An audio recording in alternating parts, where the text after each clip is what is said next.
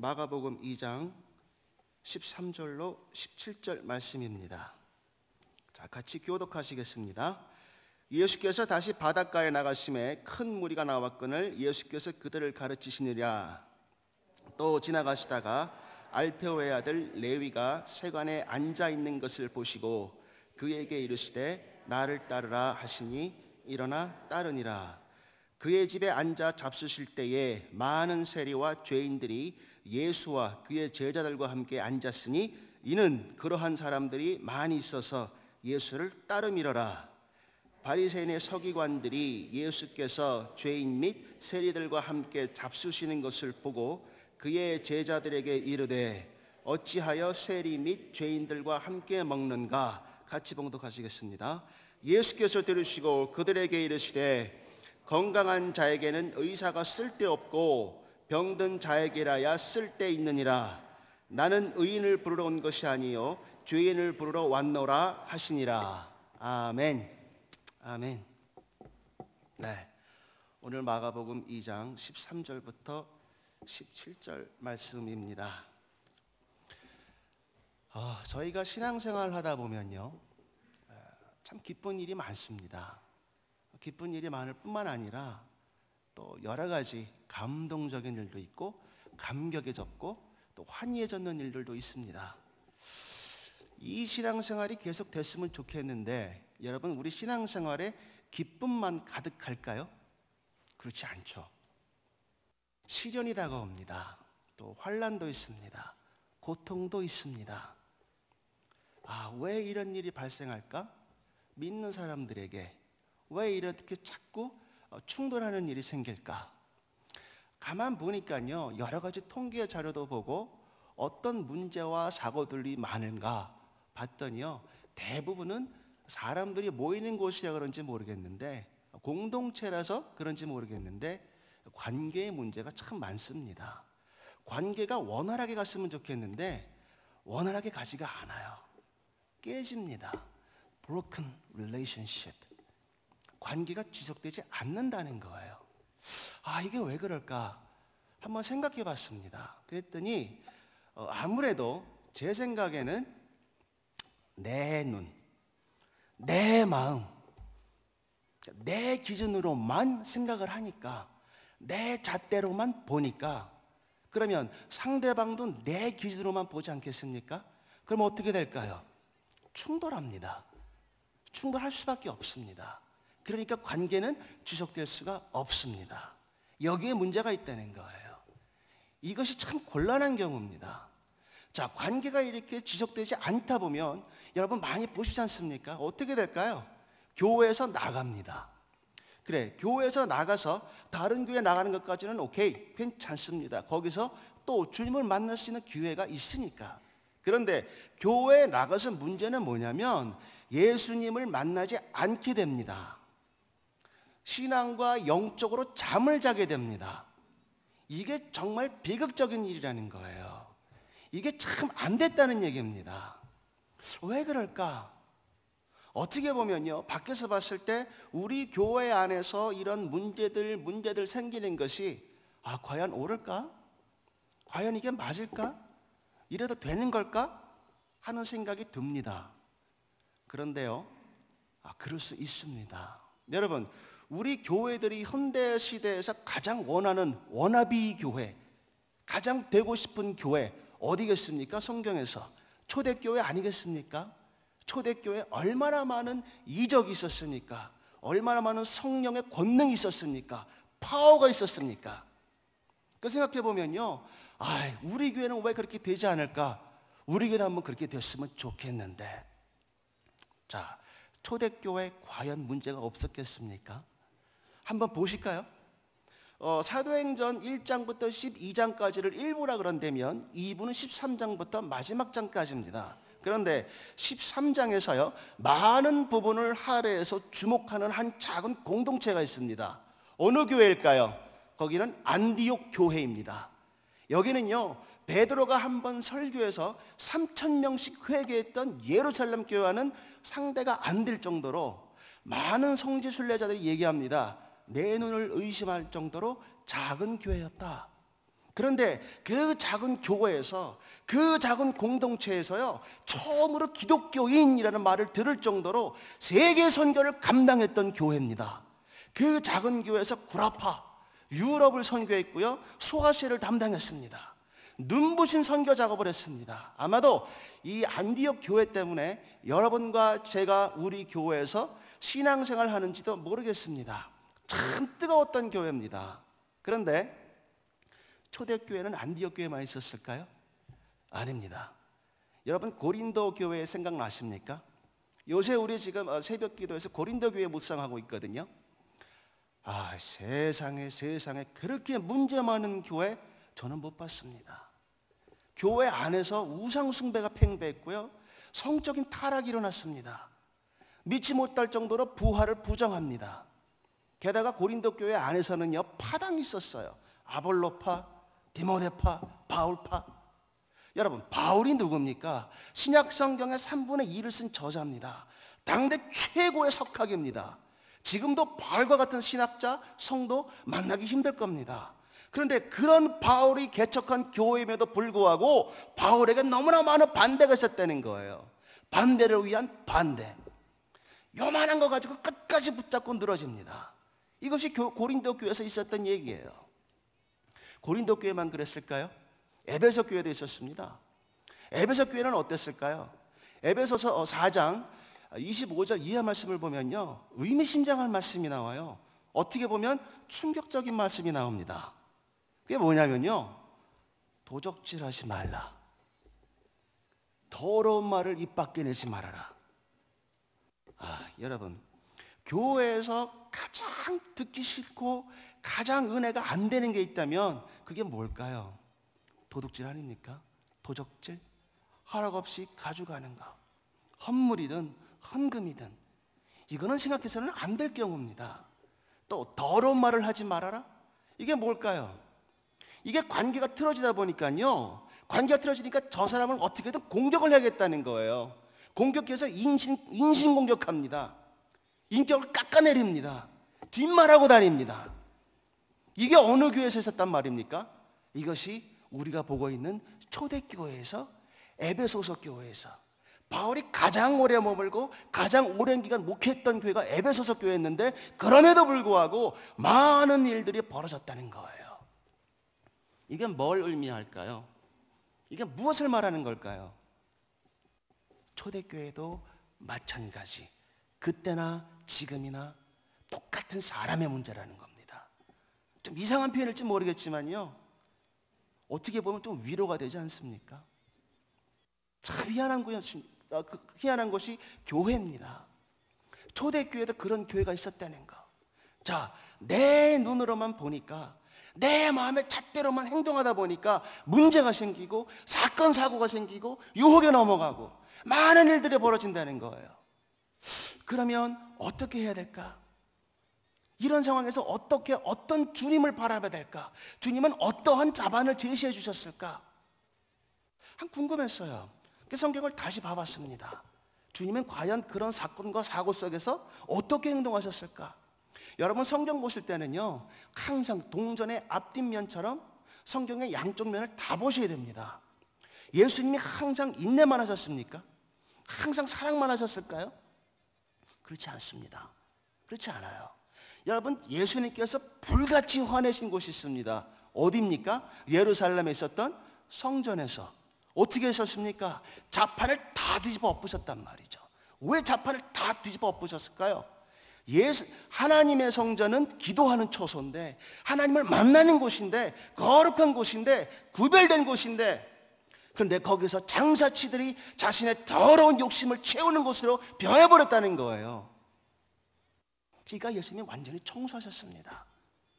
여러분, 베드로 있지 않습니까? 베드로 예수님을 만나고 변호사를 갔었어요. 변호사에 가서 어떻게 합니까? 예수님이 너무너무 멋있게 변하니까 그 분위기에 압도당했어요. 뭐라고 고백합니까?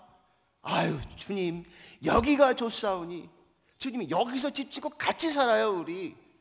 주님, 여기서 영원히 주님과 같이 모시고 살고 싶어요. 예수님 뭐라고 하십니까? 베드로 얼떨결에 욕먹었지 않습니까? 사탄아, 내 뒤로 가라. 자, 이게 무슨 말일까요? 예수님 분명히 공과 사는 구분하셨습니다. 예수님은요, 의로운 분노가 있으셨어요. 명책할 때는 분명히 면책하셨습니다. 자, 그런데 그것만 예수님이 화만 내는 모습이 있을까요? 그렇지 않죠. 예수님 계신 곳에서 아이들이 떠드니까, 아이들이 왔다 갔다 하니까 예수님 뭐라 그러십니까? 쫓아내려 그러니까 냅둬라. 아이를 내게로 데리고 와라. 막지 마라.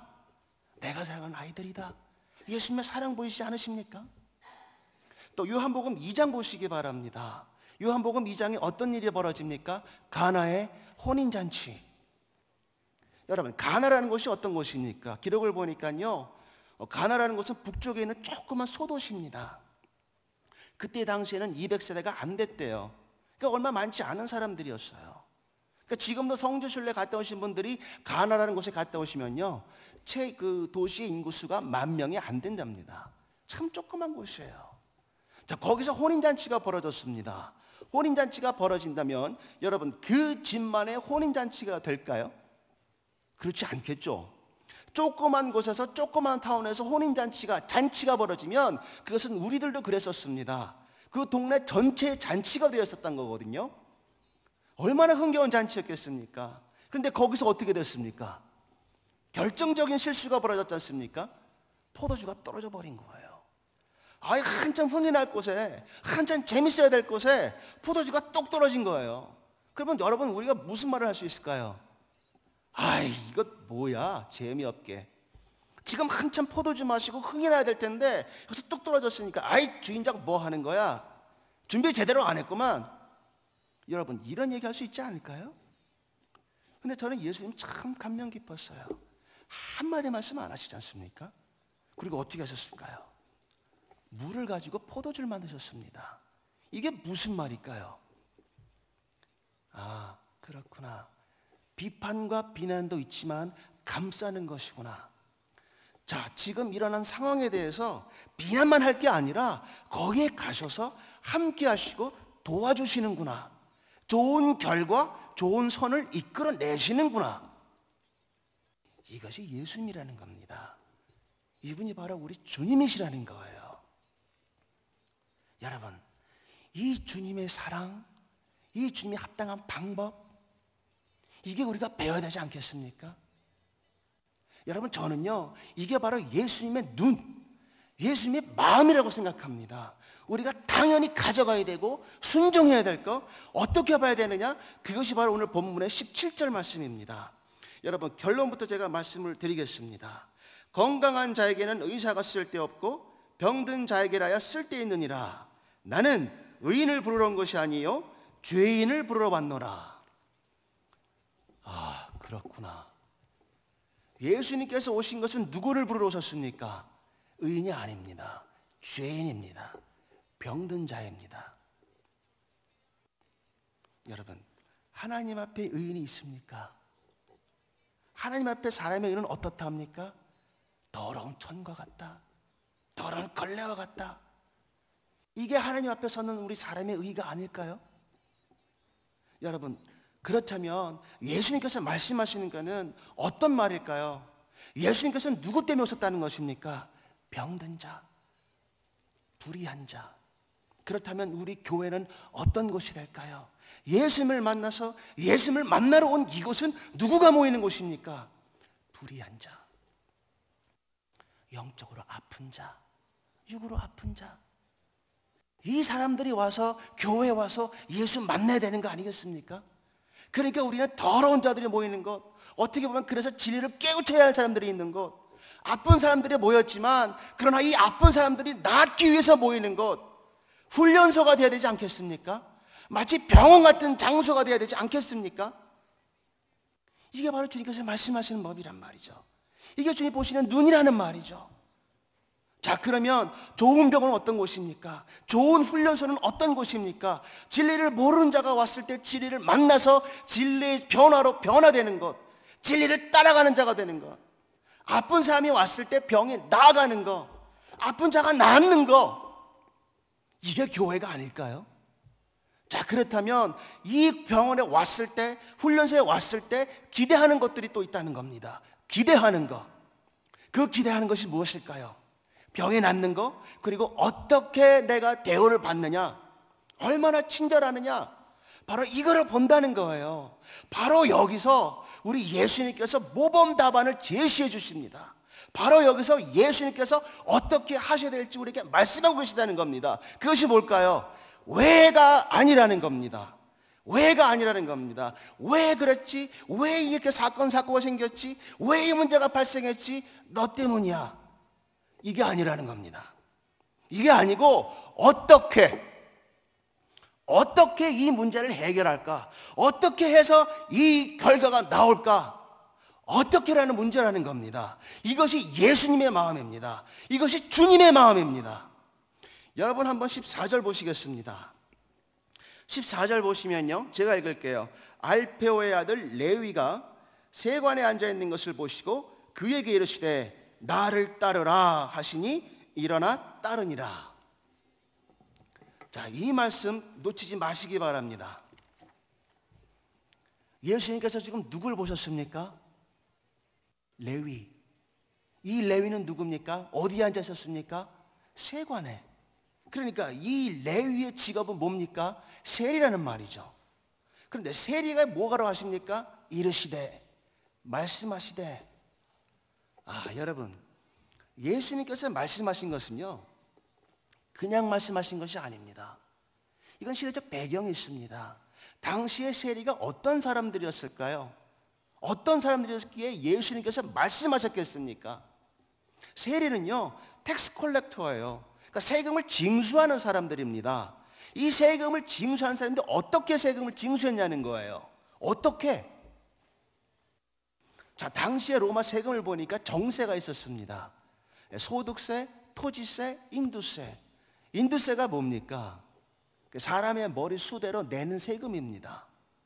또 토지세, 토지가 많으면 많을수록, 작으면 작을수록 사이즈대로 그거에 대한 세금을 내는 것이 토지세입니다. 그러면 소득세는 뭘까요? 역시 일에서는 소득에 대해서 세금을 내는 거 아니겠습니까? 그런데 소득세에 대한 나이가 있더라고요. 이게 12살부터 65세까지입니다. 그러면 이 세금이 과합니까? 경합니까? 중합니다. 상당히 과한 세금입니다. 이것이 세금을 걷어서 로마에게 바치는 정세입니다. 그런데 정세 말고도 또 관세가 있었대요. 이 관세는 뭡니까? 마차세. 그냥 마차가 지나가면 마차에다가 세금을 붙였답니다. 바퀴세. 바퀴가 크면 크다고 세금, 바퀴가 작으면 작다고 세금. 심지어는 물고기세까지 있었답니다. 물고기세. 낚시하잖아요. 낚시 한 마리에서 물고기 한 마리 한 마리 세금을 붙였대요. 그러면 이 사람들이 어떻게 생활을 했겠습니까? 어떠한 생활이 됐을까요? 정말 세금 내기 빠듯하지 않았겠습니까? 자, 그러면 그런 세금을 왜 냈을까? 내지 않으면 되지. 뭐하러 내? 그런 생각 안 드십니까? 그런데 세리들이요, 그 기록이 있더라고요. 폭력업자, 청부 폭력업자들과 같이 일했답니다. 안 낼래야 안 낼 수가 없었다는 거예요. 그러니까 이 사람들은 그냥 앉아서 두 눈 뜨고 돈을 뜯기는 겁니다. 그러면 세리를 어떻게 바라봤을까요? 이건 원수입니다. 도저히 내 민족, 내 동덕이 아니에요. 세리랑 지나가면요, 마주쳤을 때 쳐다보지도 않았답니다. 말도 안 섞었대요. 이게 세리입니다. 그런데 사람들은 그러한 눈으로, 내 눈으로 봤지만 예수님은 어떠한 눈으로 봤냐는 거예요. 그 세리에 대해서 말을 겁니다. 이르시되 레위야. 무슨 말씀입니까? 저는 윌리엄 바클리라는 학자를 참 좋아합니다. 이 학자가 그런 얘기를 했어요. 사람들은 세리, 레위를 봤지만 예수님은 위대한 전도자 마태를 보았다. 이 사람이 바로 마태입니다. 마태. 여러분, 세금을 거두면서 내 욕심만, 내 눈에 맞게만, 내 마음에 맞게만 모든 욕심을 채우던 사람들, 돈을 걷기에 현혹됐던 마태, 레위, 그런데 이 사람을 예수님은 어떻게 보셨습니까?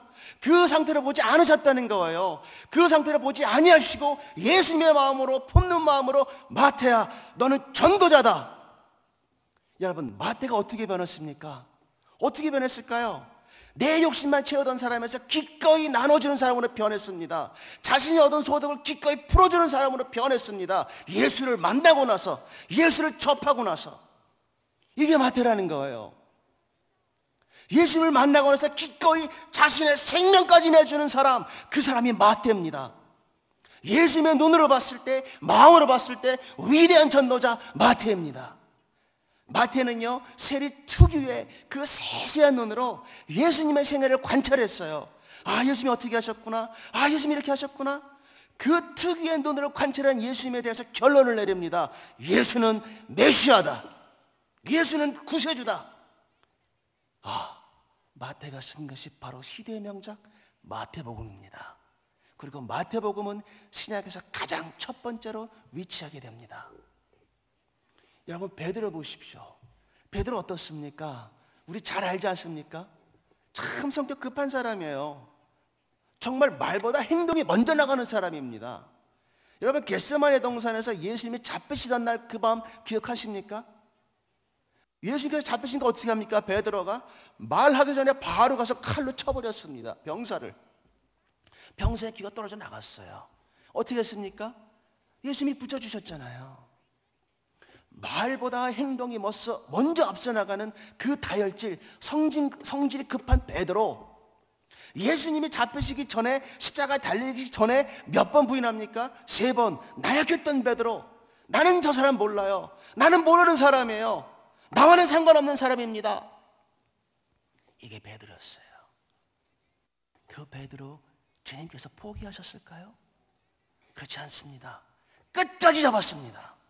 끝까지 잡으시고 끝까지 나타나시고 그 잡으신 손 포기하지 않으시고 물어보십니다. 네가 나를 사랑하느냐?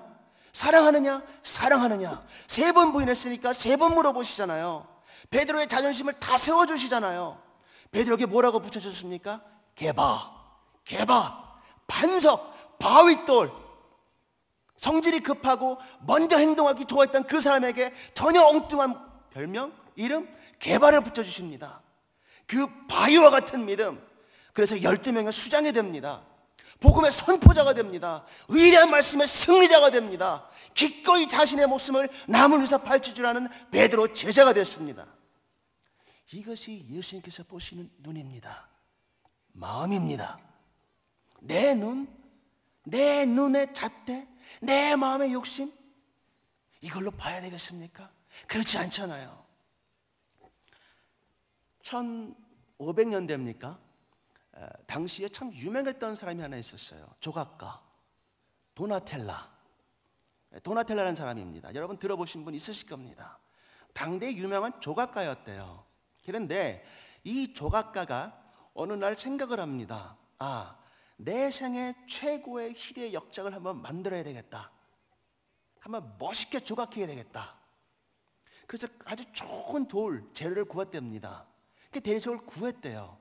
그리고 구하고 나서 값을 다 지불하고 이제 만들어야지 하고 정과 망치를 딱 들었는데 결정적으로 한 가지 흠을 발견했답니다. 깊게 패여 있었답니다. 어떻게 했을까요? 아, 이거는 아무리 좋아 보여도 못 쓴다. 이거는 못 쓰는 대리석 갖다 버려야겠다. 그리고 저 뒤뜰 어딘가 그냥 방치해 놨답니다. 그런데 어느 날 어느 조각가가 가다가 그 대리석을 발견을 했대요. 그러니까 보니까 너무너무 좋은 대리석인 거예요. 아, 그러면 내가 이 대리석으로 한번 조각해 봐야지. 내가 한번 만들어 봐야 되겠다. 그리고 만들기 시작합니다. 무려 2년이 넘는 세월이 걸렸습니다. 그리고 거의 완성된 순간입니다. 마지막 완성의 작업을 마치려는 순간에 결정적으로 큰 흠을 하나 발견합니다. 먼저 번에 도나텔라가 발견했던 바로 그 흠, 깊이 패여 있었다는 거예요. 이 사람 너무너무 실망합니다. 아, 내 2년의 세월이 여기서 끝났구나. 부셔야 되겠다 하고 망치를 잡아서 탁 부시려는 바로 그 순간에 이 사람의 마음속에 한 가지 생각이 들었대요. 야, 너는 흠이 없느냐? 너는 살면서 약점이 없었느냐? 이 생각이 딱 드니까 그렇구나. 나에게도 아픔이 있었고, 나에게도 고통이 있었고, 내게도 흠이 있구나. 내게도 약점이 있었구나. 어떻게 할까? 고민하다가 그 깨진 흠을 그대로 사용했습니다. 그리고 마침내 완성했습니다. 1500년 1월의 어느 날 그 플로렌스 지방의 도시에서, 도심 한복판에서 드디어 배를 착 베꼈습니다. 이 사람이 바로 미켈란젤로입니다. 그 상이 바로 다윗상입니다. 머리가 크잖아요. 다윗상이 밑에서 봤을 때 그 위치가, 그 배열이 정확히 맞는답니다. 그리고 그 흠을 살렸는데 이것이 마치 살아있는 혈관처럼 정말 울퉁불퉁한 근육처럼 됐다는 거예요. 사랑하는 여러분, 예수님의 눈은 바로 그런 눈입니다. 하나님의 눈은 바로 그렇습니다. 여러분과 저는요, 결정적인 약점이 있습니다. 우리는 모두 흠이 있습니다. 그러나 그럼에도 불구하고 이 시간 우리 주 예수 그리스도는 여러분과 저를 포기하지 않으시는 줄로 저는 믿습니다. 여러분의 결정적인 약점 때문에 그 약점을 강점으로 바꾸시는 주님, 그분의 눈이 가지시기를 축원합니다. 하나님은요, 바로 내 약점을 강점으로, 내 결정적인 흠을 화가 복으로 만드시는 창조주 하나님, 바로 그 하나님이세요. 그 하나님과 여러분 교제하지 않으시겠습니까? 그 하나님의 말씀을 만나지 않으시겠습니까? 그와 함께 동행하지 않으시겠습니까? 내 약점을 만져서 최고의 걸작품으로 만드시는 하나님, 그분이 나의 창조주 여호와 하나님이세요.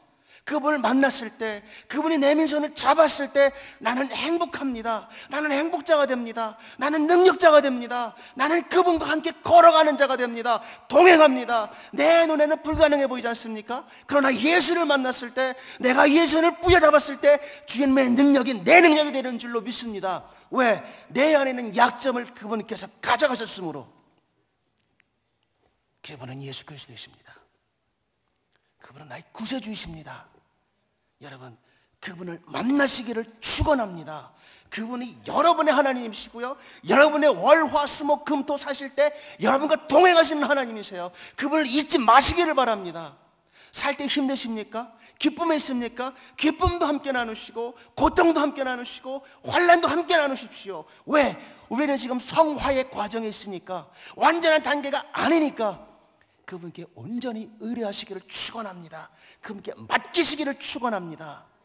그분과 함께 할 때요, 얼마나 기쁨이 있는지 몰라요.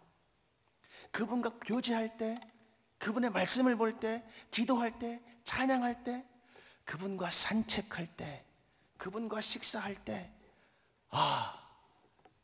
그 축복은요, 여러분이 꼭 가지시기를 축원합니다. 얼마나 별같은 축복을 주시는지 몰라요. 기도할 때마다 알아, 내가 알아. 내가 찬양할 때마다 듣기 좋구나. 그분은 내 아버지 여호와 하나님이십니다. 내가 환경에 굴하지 않고 그분과 함께 할 때 그 사람은 성숙한 크리스찬입니다. 더 이상 그 사람은 내 마음에 잣대려 보지 아니합니다. 더 이상 그 사람은 남을 내 눈에만 만족시키는 자로 보지 아니합니다. 그 사람을 끌어안습니다. 그 사람을 포용합니다. 그 사람을 안아줍니다. 이 사람이 성숙한 사람입니다. 그 성숙한 크리스찬이 바로 여기 앉아 계신 여러분이 되시기를 축원합니다. 그런데요, 성숙하다 그래서 여러분 우리의 크리스찬 신앙생활이 성숙하고 기쁘기만 합니까? 아니요, 현실 그렇지 않습니다. 고통이 있습니다. 여러분, 그럼에도 불구하고 넘어집니다. 그럼에도 불구하고요, 많은 환난이 있어요. 내가 예수를 알면 알수록 어떻게 보면 더 큰 환난이 오고요, 더 큰 시험이 옵니다. 이거 도대체 왜 그럴까? 왜 내가 이런 걸 가지게 되지? 주님 아시잖아요. 내가 주님께 같이 가고 싶은 거 주님 아시잖아요. 그럼에도 불구하고 왜 이런 것이 나에게 생길까요? 주님이 힘들어요. 여러분, 의인의 고통에 관해서, 고난에 관해서, 환난에 관해서 성경 정확히 말씀하고 계신 곳이 있습니다. 어느 장일까요? 욥기입니다. 욥기는 하나님께서 인정하신 의인이라고 그랬습니다. 참 멋있는 사람이에요. 그런데 이 욥이 어떻게 됐습니까? 가진 것 다 잃었습니다. 다 루즈했어요. 심지어는 내 자녀까지 다 잃었습니다. 여기서 벗어날 수 있는 사람이 있습니까? 아마 저 같았으면요, 모르긴 몰라도 굉장히 부정했을 거예요. 자, 그런데 너무너무 중요한 장이 있습니다. 욥기가 구약 성경에서 가장 먼저 쓰여진 장이거든요. 먼저 쓰여진 책이거든요. 그 욥기 중에서도 하나님의 주권에 관해서 너무 멋있게 설명한 말씀이 나와요. 그것이 욥기 38장 1절입니다. 한 단어입니다. 폭풍우 가운데 하나님께서 나타나셔서 말씀하신다. 욥과 하나님이 만나서 대면하는 장면이거든요.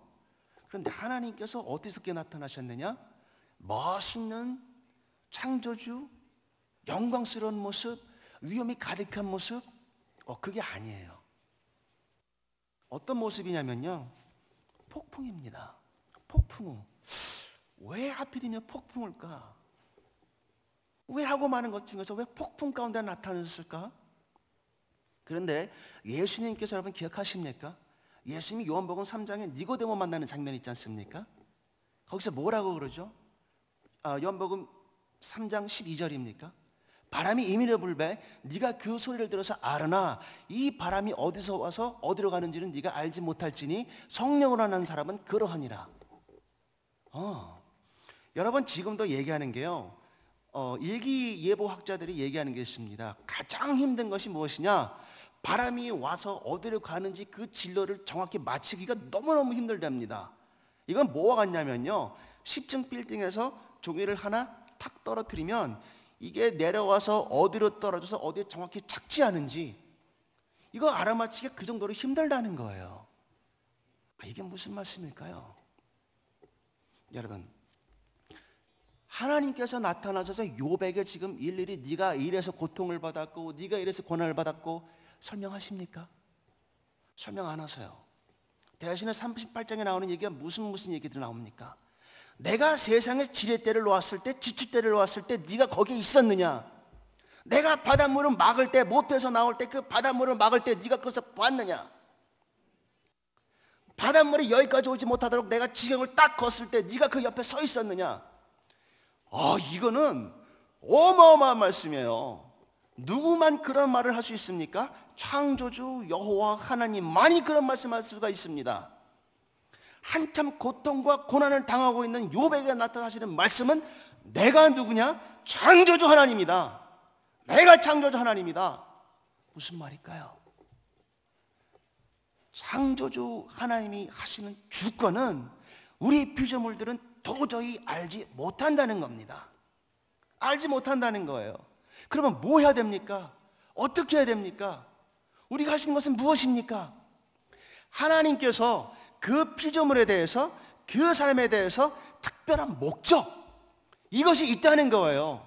그러면 우리가 할 수 있는 일은 한 가지밖에 없습니다.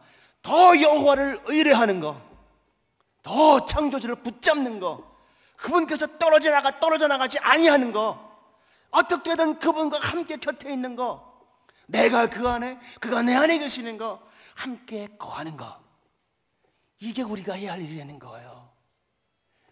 저는 이것이 성숙한 크리스찬일 줄로 믿습니다. 이 사람이 바로 성숙한 크리스찬이에요. 내가 가진 것에 만족하지 않고, 내가 가진 것으로 척도를 긋지 않고, 내 환경에 굴하지 않고, 그때부터 환경을 지배하는 자.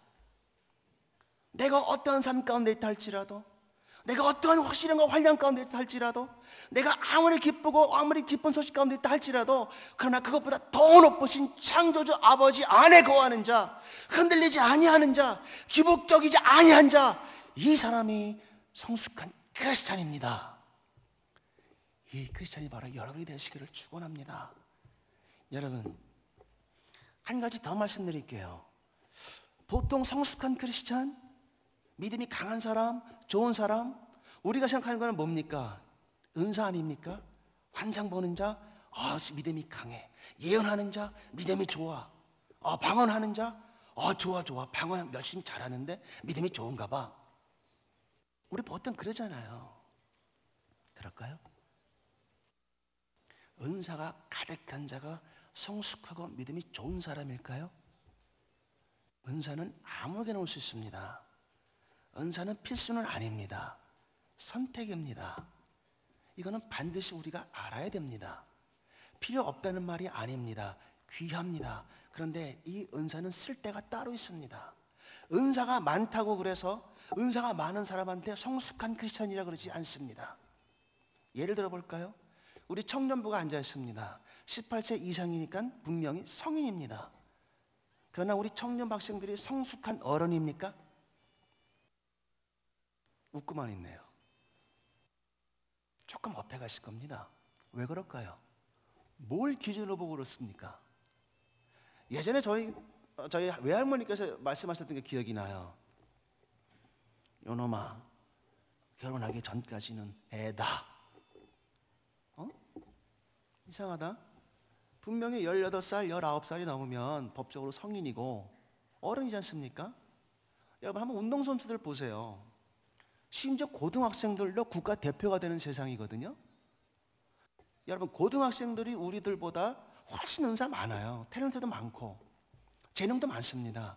체력적으로 뛰어납니다. 그러나 그럼에도 불구하고 그 국가대표 선수들이 젊은 사람들이 성숙한 어른이라고 표현하기에는 무리가 있습니다. 왜요? 결혼 전이니까. 그러면 결혼을 하면은 어떻게 됩니까? 애가 생기잖아요. 결혼을 하면요, 내 생명을 받고 내 자녀가 생깁니다. 그때부터 성숙은 시작이 됩니다. 왜 그럴까요? 내 사랑 줘야 되니까, 내 생명 줘야 되니까, 내가 먹여야 되니까, 내가 키워야 되니까, 한순간 한순간 떨어질 수가 없으니까 계속 지켜보고 계속 키워줘야 되니까 여기서부터 성숙이 시작되는 거거든요. 그렇다면 성숙한 크리스찬은 한 가지가 더 있습니다. 영적으로 자녀를 낳아본 사람만이 성숙한 크리스찬인 줄로 믿습니다. 이것이 뭘까요? 바로 나를 따르라는 말씀입니다. 나를 따라와라. 나를 따라와서 나가라. 여기에 머물러 있지 마라. 머물러 있지 말고 내 사랑을 전해라. 내 사랑을 전하는 자가, 전해서 내 자녀를 본 자, 전해서 새로운 생명을 얻는 자, 이 자가 성숙한 크리스찬입니다. 너희가 권능을 받고요, 예루살렘과 유대와 사마리아 땅 끝까지 이르러서 내 증인이 되는 거, 이 사람이 성숙한 크리스찬입니다. 이 사람이 증인입니다. 나가서 전도해서 새로운 생명을 품는 거, 이것이 바울의 성숙함입니다. 여러분, 우리도 성숙해져야 되지 않을까요? 우리도 생명을 품는 자가 되어야 되지 않겠습니까? 여기에 머물르지 않아야 되지 않겠습니까? 이제는 나가서 새 생명을 얻고요, 새 생명 붙잡고 기도하고 내 영으로, 내 생명으로, 내 믿음으로 또 다른 생명을 낳은 자, 이 자가 성숙한 자입니다. 이 성숙한 자는요, 생명 보기를 너무나 기뻐하는 자예요. 어떻게 해서든지 전도하고 싶어요. 남을 보잖아요. 그럼 어떤 생각이 듭니까? 이 사람 예수 믿을까?